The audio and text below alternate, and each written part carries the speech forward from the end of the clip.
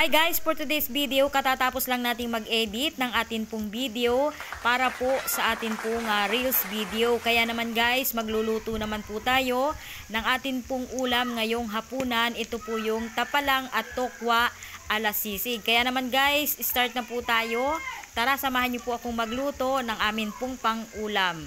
Siyempre guys, ang main ingredients po ng atin pong tapalang at tokwa ala sisig, nandyan po yung tokwa at saka po yung tapalang na nabibili po dito sa amin po ng 50 pesos po per kilo. Sinamahan na din po natin yan guys ng isang itlog at saka po ng mga pampalasa. Kaya naman guys, ito na po, sinisimula na po natin yung atin pong tapalang. Yan po ay amin na pong niluto para naman po pag niluto natin na mamaya ay lutong-luto na po siya. Kaya naman po guys, ihiwalay na po natin yung pong laman po nito dun sa kanya pong balat.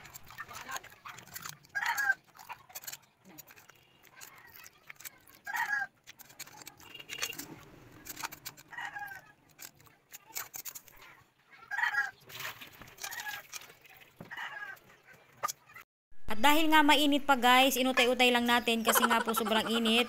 Inalis na po natin yung laman po nung tapalang dun sa kanya pong balat. At pagkatapos po natin itong gawin guys ay magpiprito naman tayo ng atin pong tokwa.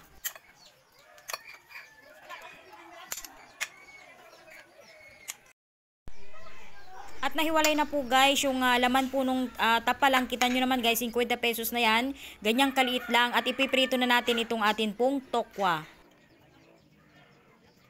At syempre guys, sa sisig hindi mawawala ang itlog at sili, kaya naman sinamahan na din natin ng siling haba. Kahit na din ng maliliit yung ating tapalang para naman mas magandang tingnan sa ating pong sisig.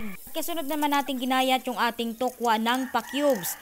4 na cubes yung pagkagagayat natin sa ating tokwa. At sobrang init pa nga nung ginagayat nating tokwa, kaya naman dahan-dahan po natin itong ginagayat. At pagkatapos natin itong magayat ay pwede na natin itong lutuin yung atin pong tapalang at yung tokwa natin ala sisig. Dahil nga gabi na at gutom na din kami, kaya naman binibilisan na namin ang paggayat ng aming pong tokwa at talaga naman pong kami po ay gutom na.